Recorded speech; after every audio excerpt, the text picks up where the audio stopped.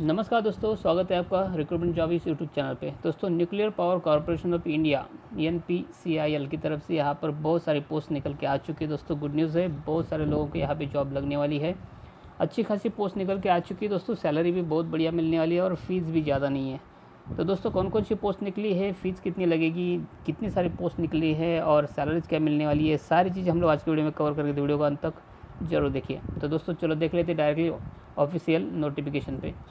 तो दोस्तों, आप देख सकते हैं, आपके सामने ओपन कर दिया है ऑफिशियल नोटिफिकेशन। आप ऊपर देख सकते हैं nuclear power corporation of India limited की तरफ से निकली हुई पोस्ट है।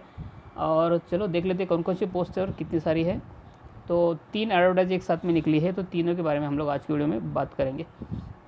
दोस्तों, पहली जो डिटेल्स है वैकेंसी की आप देख सकते हैं, यहाँ पे डेप्यूटी चीफ ऑफिसर ए के लिए है और दूसरी स्टेशन ऑफिसर ए के लिए है। मतलब ये दो पोस्ट जो है उसमें से चलो बात करते हैं। डेप्यूटी ऑफिसर ए के लिए तो कुल पोस्ट जो है वो 3 है, आप देख सकते हैं सामने। और जो सेकंड पोस्ट है स्टेशन ऑफिसर ए, इसके लिए टोटल 4 पोस्ट है। मतलब कुल मिला के यहाँ पे फर्स्ट एडवर्टाइज में 7 पोस्ट निकल के आ चुकी है। एज लिमिट की बात करें तो आप यहाँ पे देख सकते हैं मैक्सिमम एज लिमिट 40 ईयर्स दिया गया है। मतलब 40 के ऊपर आपका एज नहीं होना चाहिए, तो आप अप्लाई कर सकते हो।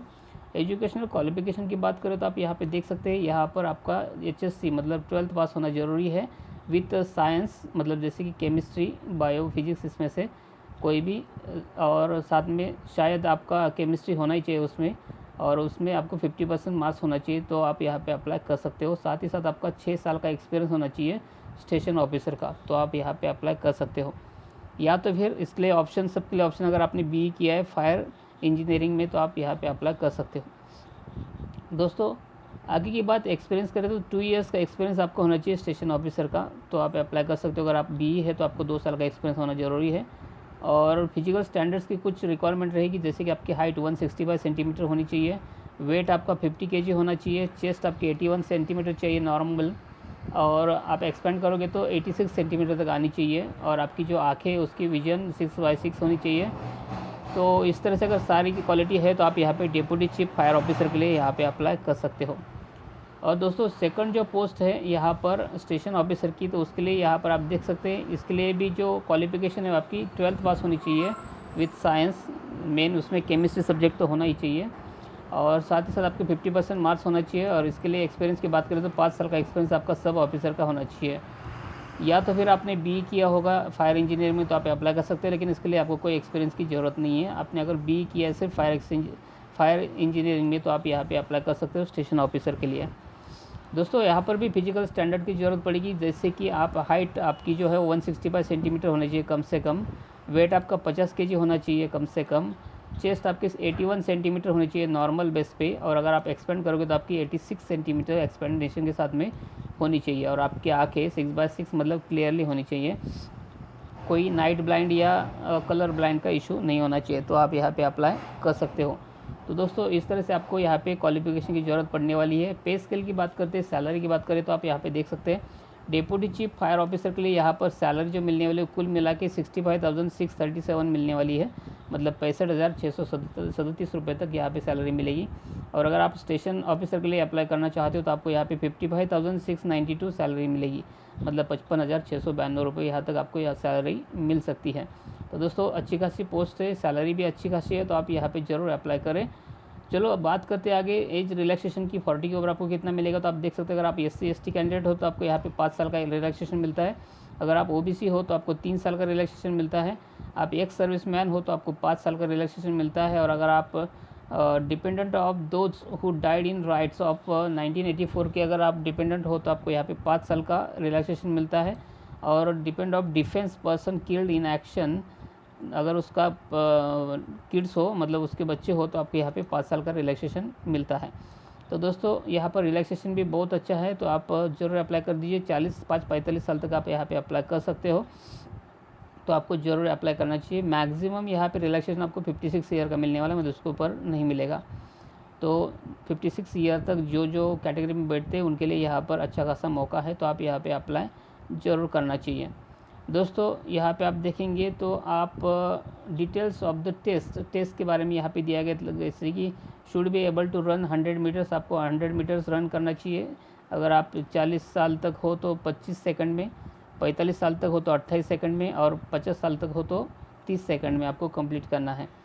तो इस तरह से सारी चीज़ें यहाँ पे दी गई, आप आके चेक कर लीजिए, आपको बहुत सारी चीज़ें यहाँ पे देखने को मिलेगी। सिलेक्शन किस तरह से होने वाला है इसके बारे में भी यहाँ पे डिटेल में दिया गया है, आप ज़रूर आके पढ़ लीजिए, क्योंकि ये वीडियो बहुत लंबा होगा इसलिए मैं सारी चीज़ें कवर नहीं कर रहा हूँ। इसकी लिंक मैं नीचे डिस्क्रिप्शन बॉक्स में दे दूँगा, वहाँ पे जाके आप ऑफिशियल नोटिफिकेशन पे चेक कर सकते हैं, सारी चीज़ आपको देखने को मिलेगी।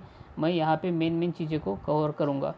तो दोस्तों चलो देख लेते हैं अभी आगे चल के हाउ टू अप्लाई तो ऑनलाइन रहेगा, टोटली ऑनलाइन एप्लीकेशन भरना है। और फ़ोटोज़ वगैरह सारी चीज़ें यहाँ पे दी गई, किस तरह से होना चाहिए, कितना साइज़ का होना चाहिए, पिक्सल में कितना होना चाहिए, तो वो सारी चीज़ आप यहाँ पे आकर पढ़ सकते हैं। चलो बात करते हैं पेमेंट की, फ़ीस की। तो आप देख सकते हैं ये 2 जो पोस्ट है उसके लिए आपको जो पेमेंट है, फ़ी है यहाँ पे 500 रुपये भरने ज़रूरी है। 500 रुपये फ़ीस आपको यहाँ पे लगेगी, और वो भी आपको state bank collect link provide करेगा, उसके ऊपर आपको फ़ीस भरनी है। तो आप डायरेक्टली ऑनलाइन भर सकते हैं स्टेट बैंक के लिंक पे। तो इस तरह से आपको यहाँ पे फ़ीस भरना ज़रूरी है। ये हो गई एक नोटिफिकेशन। चलो बात करते हैं सेकंड नोटिफिकेशन की। और यहाँ पे आप देख सकते हैं मेन चीज़, चलो डेट के बारे में बात करते थे। जो पहली जो नोटिफिकेशन उसके लिए जो डेट है वो 6 अप्रैल से चालू हो चुका है एप्लीकेशन, और लास्ट डेट यहाँ पे दी गई है 20 अप्रैल। तो 20 अप्रैल तक आप यहाँ पे अप्लाई कर सकते हो, ज़रूर अप्लाई कर दीजिए। मैंने पहले आपको बताया था 500 रुपये फ़ीस लगने वाले, तो यहाँ पे देख सकते हैं आप 500 रुपये फ़ीस है, लेकिन वो जनरल कैटेगरी के लिए है। अगर आप SC ST कैंडिडेट हो, एक्स सर्विसमैन हो, तो यहाँ पे आपको फ़ी में रिलैक्सेशन दिया गया है, कोई भी फ़ी आपको भरने की ज़रूरत नहीं है, एग्जम्पशन है। तो दोस्तों चलो देख लेते हैं अभी सेकंड पोस्ट की तरफ, क्योंकि पोस्ट बहुत सारी निकली है। आप देखें ये जो सेकंड एडवर्टीजमेंट है यहाँ पे आप देखेंगे तो last date of receipt of online application यहाँ पर भी 20 तारीख दी गई है, मतलब सेकंड पोस्ट के लिए भी यहाँ पे आपको 20 तारीख आखिरी दी गई है। तो यहाँ पे जो पोस्ट है वो रिक्रूटमेंट ऑफ मेडिकल ऑफिसर की पोस्ट निकल के आ चुकी है। तो मेडिकल ऑफिसर्स की कौन कौन सी, चलो देख लेते हैं। तो यहाँ पे आप देखेंगे तो मेडिकल ऑफिसर्स D के लिए यहाँ पे निकली है, जैसे कि फिजिशियन के लिए 2 पोस्ट है, पेडिट्रिशियन के लिए 1 पोस्ट है, जनरल सर्जन के लिए 3 पोस्ट है, डेंटल सर्जन के लिए 1 पोस्ट है, और रेडियोलॉजिस्ट के लिए 1 पोस्ट है। कुल मिला के यहाँ पर 8 पोस्ट निकल के आ चुकी है। और दोस्तों मेडिकल ऑफिसर की टोटल 8 पोस्ट में से आप देख सकते हैं दूसरा जो है general medical officer C grade की, उसके लिए 7 पोस्ट है। तो कुल मिला के 8 7 15 पोस्ट यहाँ पे निकल के आ चुकी है मेडिकल ऑफिसर के लिए।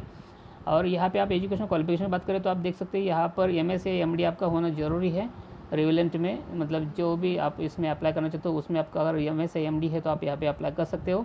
और MDS में पैथोलॉजिस्ट फ्रॉम रिकॉग्नाइज्ड यूनिवर्सिटीज़ अगर आप हो तो आप यहाँ पे अप्लाई कर सकते हो। दूसरी चीज़ हम लोग आगे चल के बात करते हैं एज लिमिट की, तो आप देख सकते हैं यहाँ पर मैक्सिमम एज लिमिट यहाँ पे 40 ईयर्स दी गई है, और वो MOD के लिए, और मैक्सिमम 35 ईयर्स दी गई है वो MOC के लिए।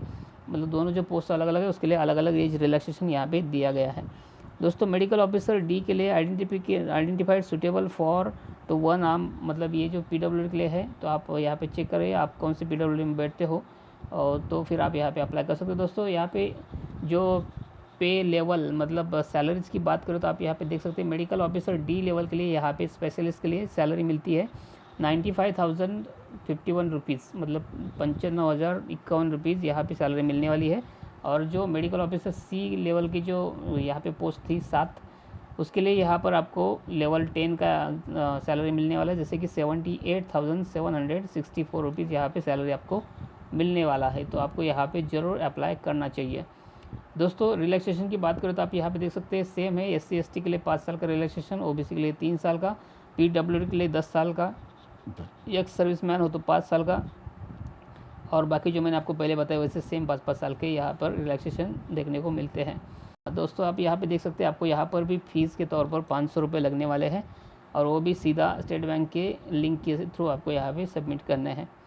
तो सेम है, आपको दोनों पोस्ट के लिए फ़ीस जो है 500 रुपीज़ दी गई है, और जो डेट है लास्ट डेट वो भी 20 अप्रैल दी गई है। तो दोनों के लिए सेम है, आप ज़रूर अप्लाई कीजिए और जल्दी अप्लाई कीजिए। आज 17 तारीख है, 4 दिन बचे दोस्तों, जल्दी अप्लाई कर लीजिए।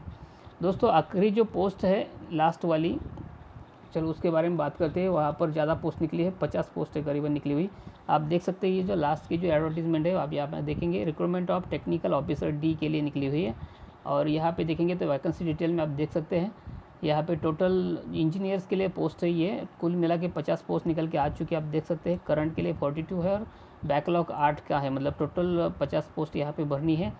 और मेडिकल ट्रेड वाइज देखा जाए तो मैकेनिकल के लिए यहाँ पे 28 पोस्ट है, इलेक्ट्रिकल के लिए 10 पोस्ट है और सिविल के लिए 12 पोस्ट है। कुल मिला के 50 पोस्ट निकल के आ चुकी है। एज लिमिट की बात करें तो यहाँ पर भी आपको मैक्सिमम एज लिमिट 40 ईयर्स देखने को मिलता है, मतलब 40 साल के ऊपर आपका एज नहीं होना चाहिए जनरल कैटेगरी के लिए। बाकी के लिए रिलैक्सेशन मिलेगा, उसके बारे में आगे चल के हम लोग बात करेंगे। और दोस्तों आगे चल के बात करते हैं, मेन चीज़ें यहाँ पे कवर करते हैं कि इस पर क्या क्या लगने वाला है। तो एजुकेशनल क्वालिफिकेशन की बात करें तो आप यहाँ पे देख सकते हैं आपका इंजीनियरिंग किया होना चाहिए, BE कंप्लीट होना चाहिए आपका, मतलब full time bachelor of engineering अगर आप है तो आप यहाँ पे अप्लाई कर सकते हो। दूसरा दोस्तों या तो फिर आपका BTech होना चाहिए, मतलब बैचलर ऑफ टेक्नोलॉजी, तो अगर आप यहाँ पे 60% के साथ में अगर बैचलर ऑफ टेक्नोलॉजी किया है तो भी आप यहाँ पे अप्लाई कर सकते हो। तीसरी बात दोस्तों, यहाँ पर आपको एक्सपीरियंस एंड फंक्शनल एरिया दिया गया है और मैकेनिकल लिए कौन कौन सा टाइप ऑफ इंडस्ट्री चाहिए, तो ये सारी चीज़ आपको यहाँ पे देखने को मिलेगी। आप आके जरूर चेक कर लीजिए। यहाँ पे बात करते हैं सैलरी की, तो आपको सैलरी कितनी मिलने वाली है तो आप यहाँ पे देख सकते हैं। टेक्निकल ऑफिसर D के लिए यहाँ पे सैलरी 79,209 रुपीज़ यहाँ पे देखने को मिलती है, मतलब अच्छी खासी सैलरी है, आपको यहाँ पे ज़रूर अप्लाई करना चाहिए। और दोस्तों रिलैक्सेशन की बात करें एज की, तो आप यहाँ पे देख सकते हैं सेम है, SC/ST के लिए 5 साल, OBC के लिए 3 साल, PWD के लिए 10 साल और एक सर्विसमैन के लिए 5 साल। तो इस तरह से आपको जो रहता है वो सेम यहाँ पे भी क्राइटेरिया है आपका। एज लिमिट यहाँ पर भी आपको रिलैक्सेशन देखने को मिलता है। तो अच्छी खासी पोस्ट है दोस्तों, ये भी अच्छी खासी पोस्ट निकल के आ चुकी है और आपको ये ज़रूर यहाँ पे अप्लाई करना चाहिए, क्योंकि ऐसा मौका दोबारा नहीं आता।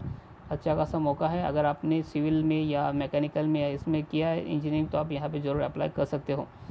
और दोस्तों चलो बात करते हैं फ़ीस की, तो आप देख सकते हैं यहाँ पर भी सेम फीस क्राइटेरिया है, 500 रुपये यहाँ पे फीस लगने वाली है जनरल कैटेगरी के लिए। और अगर आप SC/ST या PWD हो या फिर अदर कैटेगरीज हो तो आपको यहाँ पे कोई भी फ़ीस नहीं लगेगी। तो सेम क्राइटेरिया है, आपको यहाँ पे ज़रूर अप्लाई करना चाहिए। तो आई होप दोस्तों मैंने सारी चीज़ आपको बताई है। अगर वीडियो अच्छा लगा तो वीडियो को लाइक कीजिए, दोस्तों के साथ में शेयर कीजिए। और अगर आप सचमुच गवर्नमेंट जॉब पाना चाहते हो तो मेरे इस चैनल के सब्सक्राइब कर लीजिए। और दोस्तों चैनल को सब्सक्राइब करने के लिए इस वीडियो के नीचे आपको रेड कलर का बटन मिलेगा, सब्सक्राइब लिखा, उसको दबा के सब्सक्राइब कर लीजिए। साथ ही साथ बेल आइकन आएगा, उसको दबा के ऑल पे सेट कर लीजिए, ताकि जैसे भी नया वीडियो बनाओ उसकी नोटिफिकेशन सबसे पहले आपको मिलती रहे। तो दोस्तों मिलते हैं नए जॉब के साथ में नए वीडियो में, तब तक के लिए धन्यवाद।